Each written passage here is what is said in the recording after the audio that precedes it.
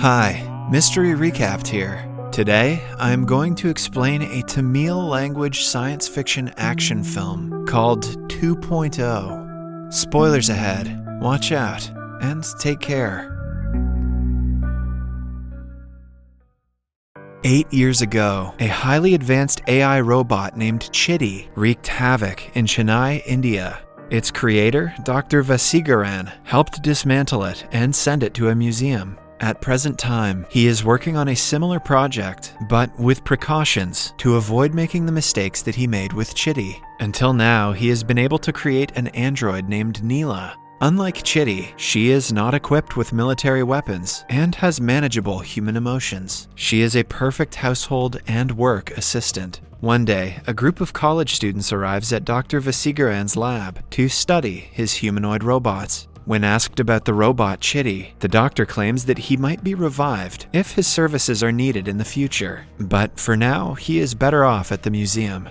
After the session, a student is on his cell phone when suddenly, a strange force pulls it out of his hands. Stunned, the guy reaches for it in midair, but the phone refuses to move. A video of a bird plays on it before it flies away and disappears into the sky. Following the incident, several similar cases occur throughout the city of Chennai. From street vendors to mobile shops, not a single cell phone is left in the city by the end of an hour. The police station is swarmed by commoners reporting their missing phones, but the cops are just as clueless as everyone else. Soon, a scientific council, led by Minister Kumar, gathers to discuss the phenomenon. Some believe that the cause of the phenomenon is either a terrorist attack, an alien invasion, or global warming. But Vaseegaran debunks all the theories and explains that the phones have not crossed Chennai's border and have not reached the troposphere. This means they are somewhere near the outskirts of the city. A phone company owner confirms that all the phones are switched off at once, making it impossible for anyone to track them. It is almost as if they have gained consciousness and are behaving as a hive.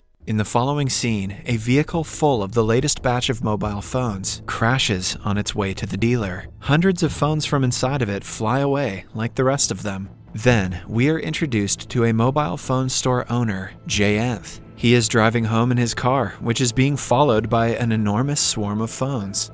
At midnight, he is woken up by vibration. When he opens his eyes, he is shocked to see that his room is covered in phones, so much so that he cannot find the door to run outside. The swarm displays birds on its screens before entering his body, causing him to explode and die. The following morning, police are confused by the nature of his death, since there are no signs of struggle. While investigating, Nila and Vaseegaran find electronic parts of mobile phones scattered around the room. Vaseegaran sets up a tracker in a phone and switches it on to bait it towards the rest of the storm. The plan works, and they locate the area where the phones went after disappearing. Vaseegaran and Nila follow the track and reach a small village. As they look for the electromagnetic signal, they are led to a river over which a massive bird's talon has manifested. Hundreds of thousands of phones are in a swarm flying overhead, showcasing a phenomenon that is unheard of. The talon attacks a signal tower and breaks it. Nila saves Vaseegaran from being killed under the tower before the swarm departs. At the second council meeting, Vaseegaran recommends reactivating his first robot, Chitti, to battle the new threat. However, one of the council members, Bora, is strictly against the idea because of the destruction Chitti caused 8 years ago. The minister vetoes the idea and decides to use military protection instead of reviving the robot. Bora is clearly not on good terms with Vaseegaran and blames him for his father's death, who was killed by Chitti a long time ago. They get into a slight altercation after the meeting. Telecom company owner Lula is furious at the situation that is causing him a huge loss. After urging Telecom Minister Murthy to solve the problem quickly, he drives back home. But on his way, Lula is attacked by the swarm. He stops the car, only to see that the entire highway is covered in phones. The swarm chases him into the forest and eventually crushes him to death. Following that, it takes the shape of a giant bird and flies away. The next day, the telecom minister Murthy is paranoid since everyone associated with him is being killed, like the mobile shop and telecom company owners. Suddenly, his phone, which had disappeared like the rest, breaks into the house and starts vibrating. When they try to pick it up, it inserts itself into his body. He is immediately admitted into the hospital, where the minister visits him. The doctors, along with the minister, are shocked to see the ultrasound results that confirm that he has a cell phone inside his body. All of a sudden, the phone ruptures through his stomach and kills him. The minister finally understands the severity of the situation and calls Vaseegaran to rebuild Chitti. The doctor immediately works to upgrade his old friend with new powers and abilities. The following day, the cell phone bird wreaks havoc on the city, destroying all the infrastructure that comes in its way, while simultaneously dodging the military's defense. It picks a bunch of people up with its claws and drops them from a height. When the civilians are left with no hope, Chitti is revived, stronger than ever. He saves the people midair and works to chase the bird away. The swarm drowns him in the phones and creates a ball around him, but Chitti manages to escape the trap easily. After jumping off a few skyscrapers, roller skating down the highway, and hijacking an armored truck, he manages to attract the bird away from the crowd. When the bird eats the truck, he triggers an explosion and destroys it. From the ruins, the surviving phones reform into a smaller bird and proceed to attack Chitti again. This time, he is low on battery, so he crawls to the space station's generator and recharges. The bird retreats after being unable to enter through the satellite antenna. After everything calms down, Chitti shows Vaseegaran the data he collected while fighting the bird. They deduce the bird is a collective mass of negatively charged electrons. Since a deceased being is negatively charged, they have all the reasons to believe that a strange phenomenon caused someone dead to gain enough power to control the cell phones. In simpler words, a negatively charged soul is the one behind all of this. After finding out the cause, Dr. Vaseegaran invents a photon synthesizer that emits positive signals at the target. They hope it will contain the creature and neutralize its negative field. Vaseegaran also analyzes the clip of the bird repeatedly and makes out a human face on the bird's body. He deduces that the face must belong to the deceased who is controlling the phones. Nila digs through some records on unusual cell phone-related deaths that occurred recently. They soon discover that a day before the phones started flying, a man committed the unthinkable at a cell tower. Dr. Vaseegaran, Chitti, and Nila drive the synthesizer to the village where the phones supposedly rest. They encounter the swarm and are immediately attacked. The synthesizer neutralizes it, as it is supposed to, but the bird is stronger than they had predicted. Chitti guards the machine with his life, eventually leading to the majority of the aura being contained in the device. When the bird is almost destroyed, it manifests an egg that transforms into a humanoid figure who is also the soul they were looking for. Dr. Vaseegaran recognizes him as the deceased ornithologist, Pakshi. When Chitti inquires what his motive is, Pakshi calms down and takes him to the ruins of a house. A flashback shows that the house once used to be his home and a sanctuary with hundreds of birds. Pakshi was actually stillborn, and the doctors had given up on him. But when he was lying on his deathbed, a sparrow flew to him and revived him. Even years after the miracle, he passionately studied birds and developed a connection with them. But recently, the population of birds in India has been declining. On researching the cause, Pakshi recognized that radiation from mobile devices is messing with birds' nervous systems and their ability to think, eventually driving many to insanity and irreversible sickness. He held many seminars and protests to make people aware of the problem, but no one shared even an ounce of his sympathy for the birds. He was even mocked and taunted for his apparently idiotic concern. The official who had the power to help him was the telecom company owner, Nila. However, when Pakshi went to him with the problem, he was kicked out for wasting his time. Still, he did not give up. He protested outside cell phone stores, but was dragged away by the owners. After all, he was a single man trying to fight with a powerful group of people for animal rights, something they couldn't care less about. Over time, all the birds in his sanctuary and in the wild suffered depression and died while struggling.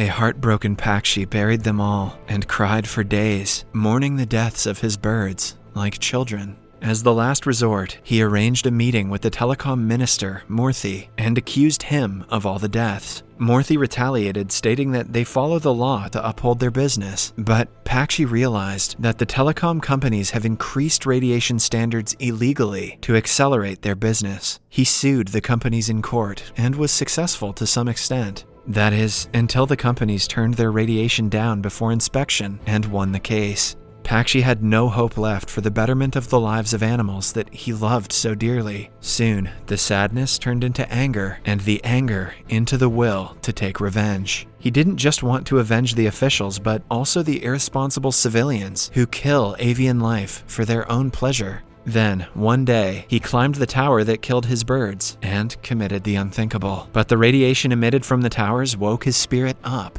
It also absorbed the souls of all the deceased birds in the city and created a massive ball of vengeful energy whose only mission was to kill. Back in the present, Chitti sympathizes with Pakshi and the pain he was put through. Still, Pakshi is adamant about killing everyone who uses phones because there is no other way to end their obsession. Unfortunately, Pakshi is probably right about this. Somewhere else, Vaseegaran uses the synthesizer to restrict the creature. However, it only makes him more aggressive. Chitti is gravely hurt while trying to fight him, but is repaired by Nila. After being revived, he attacks Pakshi and neutralizes the negatively charged ions, trapping his soul in the neutralization device.